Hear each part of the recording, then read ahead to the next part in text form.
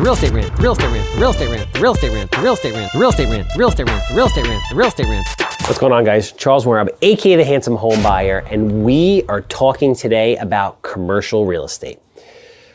Where do I start with commercial real estate? I'm disappointed in commercial real estate agents, first and foremost. And because of that, there is an unbelievable amount of opportunity in the space for residential agents and for people that are thinking about getting into real estate. Let's put this in perspective for a second. There's 30,000 licensed realtors on Long Island right now, okay? 300 of those are commercial agents. 99.9% of them suck.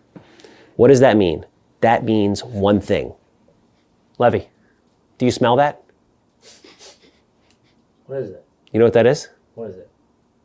Opportunity, okay?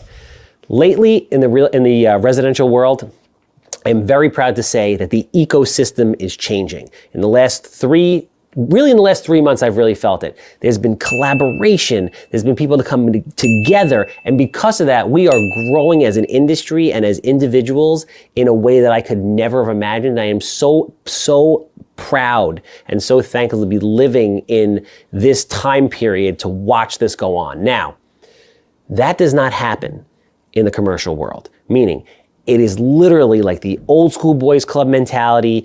Keep it close to the vest, don't share anything, and that extends across the board. So commercial agents are not adopting social media and all the new ways of communicating and getting the word out there. You know, they're still doing email blasts. I had a commercial listing, I hired a commercial agent, and I said to him, listen, we're not getting any traction. What are you doing? What is your marketing plan? Take me through it step by step. And he goes, well, I have a flyer that, the girl in the office puts together, and I email blasted out. I said, all right, what else? I said, I email blasted out. Like, what do you mean? So I'm paying you 6, 7, 8%, because that's what they try to get, for you to send an email blast? That's it? That is exactly what they do. And that's what the competition is out there right now. And because of that, there is an unbelievable amount of opportunity. I got together and I contacted a bunch of the younger leaders within the commercial space. And I said, listen, we got to change this. Access to information, huge problem. I'm a developer. I do residential. I do commercial. In order for me to develop and speculatively develop, I need access to data. Now you have CoStar, you have LoopNet, you have all this stuff. But all that data is provided by calling up agents and predicated on the agent, A, wanting to give you information, which is rare, and B, them actually giving you the right information. So it's not a data-rich field. So me, as a developer who's looking at a piece of property, who's thinking about building storage or medical office or whatever it might be, I can't go to a source, find the data, real true data, and feel comfortable about doing that. Now, that hurts everybody in the industry. Now, the brokers will be like, oh, that's not hurting me. Absolutely, it's hurting you. If I don't feel comfortable developing, then I can't pay the appropriate price and go and buy land. I can't then hire contractors and subcontractors to build. I can't give you listings, and you can't provide a quality product to the market. So it hurts everybody. So what I think should happen is we need a group of young, progressive commercial people, or old, whatever age, it doesn't matter, to come together and say, hey, listen, we're going to have a universal platform that we are going to provide data to, and we are going to consistently provide honest, clear data, not for our own individual benefit, although it will come back to all of us in the future, for the benefit of everybody, for the ecosystem, just to make more opportunity for people, right? As far as being a commercial agent, residential agents, it is not the same thing. There is a different level of education associated with being a commercial agent, and that's fine, and there's nothing wrong with that, and that is attainable by everybody who is watching this video. Just understand it's going to take time. You're not just somebody who's picking up a phone trying to lease a random space or sell a piece of property when you're doing commercial. You have to really, really understand the market. But one thing I will say, listen, love to residential agents. You guys work harder, hustle more, and are on point than any other commercial agent that I have dealt with in this sector. So pat yourself on the back. If you can take that mindset and that hustle and that grind, and you can bring that into the commercial world, you can absolutely crush it, because the price points are massive. They can be millions and tens of millions of dollars. Also, when you're talking about leasing, you get paid out for the full length of a lease. So if there's a 10-year lease, a 15-year lease, if you're putting together a lease with Starbucks or 7-Eleven or one of these big national companies, you're getting paid for the entire time. You're getting paid on, again, 5, 10, 15, 20, sometimes extensions on top of that. It's like setting up an annuity for the next 5 to 25 years. Who knows? That's an absolute win. But the thing you really need to do is you have to get the education. You have to, and this way you can better serve your clients when you're listing, and you can better serve your clients on the buy side when you're working with them looking for a particular property, right?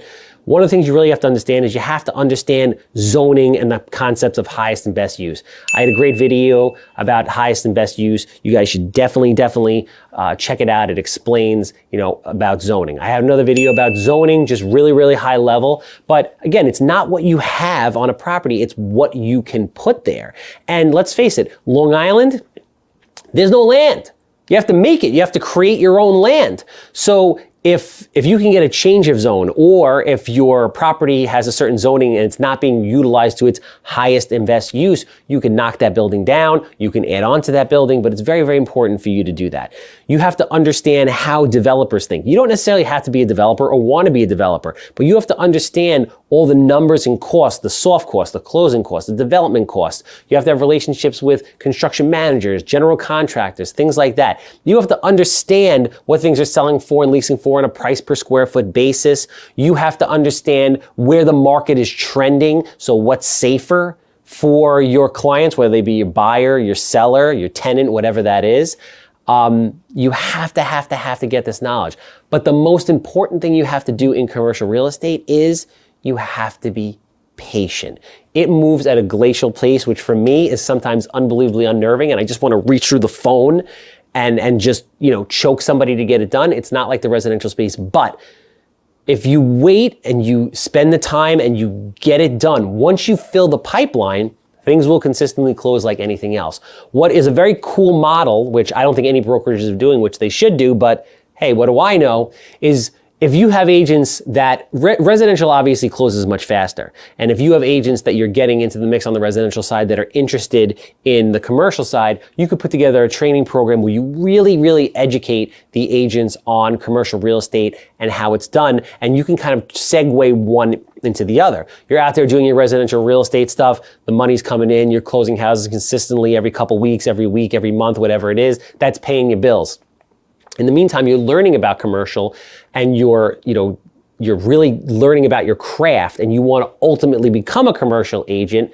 You start working on that side, you pick up a couple commercial listings, it starts moving. All of a sudden, there's the bigger dollar amounts, the bigger paychecks, and that's how you can make the transition from residential real estate to commercial real estate and really dominate. The good news is you don't have a lot of competition. Even the guys that you see out there that are the biggest, or the girls that are the biggest in commercial real estate, they are not even scratching the surface. They are not hitting social media the way they're supposed to be. They are not putting information out there the way they're supposed to be. They're not giving value the way they are supposed to be.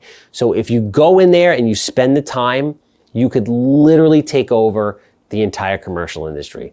That's Handsome Home Buyer signing off. Hope you enjoyed this rant. If you want me to rant about anything, like, comment, hit the bell, subscribe, do all that stuff, but leave questions down in the comments box, and I'm happy to make a rant about it. See you next time. The real estate rant, the real estate rant, the real estate rant, the real estate rant, the real estate rant, the real estate rant, the real estate rant, the real estate rant, the real estate rant.